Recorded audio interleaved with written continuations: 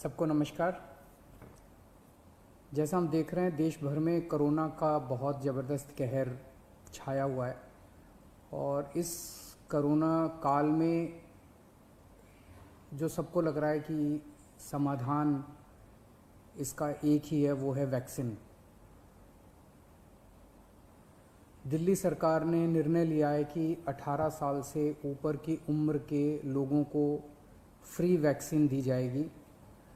हम कोशिश करेंगे कि इसको जल्द से जल्द और बड़े स्तर के ऊपर कैसे लोगों को वैक्सीन किया जाए, इसका पूरा प्लान तैयार किया जा रहा है।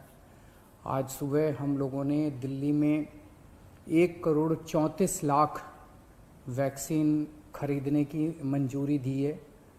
हम कोशिश करेंगे कि ये जल्द से जल्द वैक्सीन खरीदी जाए और लोगों को लगाई जाए। इस महामारी में वैक्सीन एक समाधान निकल के आ रहा है। वैक्सीन जिन लोगों को लगी है उनका एक तरफ कोरोना नहीं होता, या जिनको होता है उन लोगों को माइल्ड होता है।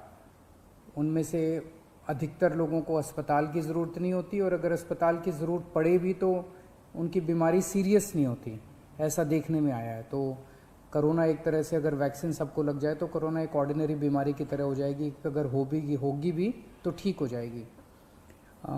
इंग्लैंड में, यूनाइटेड किंगडम में अभी कुछ महीने पहले तक कोरोना का इतनी ही ज़बरदस्त कहर था जैसे भारत के अंदर है, और वहाँ उन्होंने वैक्सीन बहुत बड़े स्तर के ऊपर अपने लोगों को लगाई। तो कोरोना के अंदर उस लहर के कम होने का, ख़त्म होने का एक बहुत बड़ा कारण एक्सपर्ट्स वैक्सीन को मानते हैं कि जिस इंटेंसिटी के साथ, एग्रेसिवनेस के साथ कोरोना वैक्सीन लगाई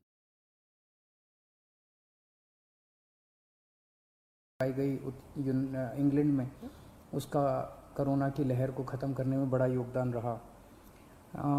वैक्सीन के एक निर्माता ने कहा है कि वो राज्य सरकारों को 400 रुपये में देंगे, दूसरे निर्माता ने कहा है कि वो राज्य सरकारों को 600 रुपये में देंगे, और केंद्र सरकार को दोनों 150 रुपये में देंगे।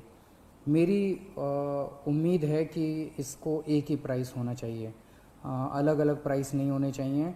उनमें से एक निर्माता का मैं इंटरव्यू देख रहा था जो कह रहा था कि 150 रुपये में जब वो केंद्र सरकार को दे रहे हैं तो उसमें भी उनको फ़ायदा हो रहा है।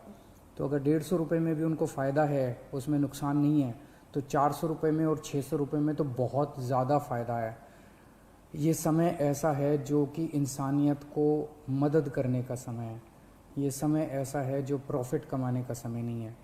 देश भर के अंदर केंद्र सरकार ने कई दवाइयों के प्राइसेस के ऊपर कैप लगाए। अलग अलग राज्य सरकारों ने हॉस्पिटल्स के प्राइसेस के ऊपर कैप लगाए कि अस्पताल जो हैं इससे ज़्यादा नहीं ले सकते दाम, इस चीज़ के इतने लेंगे, इस चीज़ के इतने लेंगे।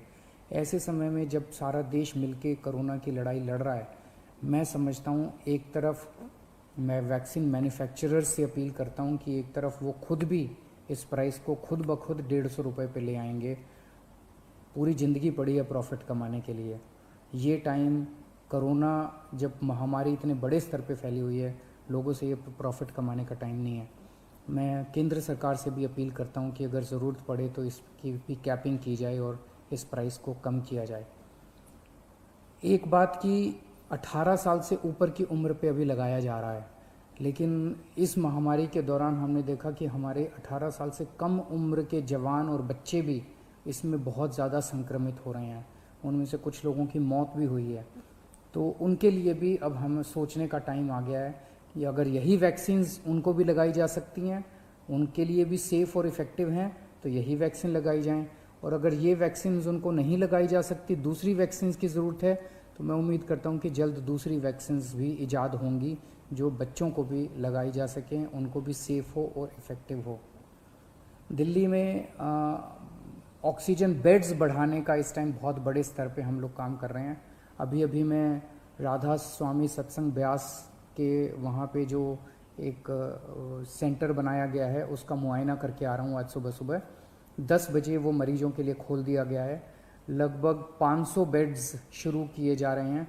आज 150 बेड्स हैं, अगले 1-2 दिन में 500 बेड्स हो जाएंगे। उसके 2-4 दिन के अंदर इसको 2000 बेड्स तक और फिर 5000 बेड्स तक ले जाया जाएगा। इसके साथ साथ वहीं पे 200 बेड्स का आईसीयू भी तैयार कर रहे हैं राधा स्वामी सत्संग में। और तो मैं उम्मीद इसी तरह से पूरे दिल्ली के अंदर कई जगह फैसिलिटीज़ क्रिएट की जा रही हैं ऑक्सीजन बेड्स की। मैं उम्मीद करता हूं कि इससे जनता को काफ़ी फ़ायदा होगा। नमस्कार।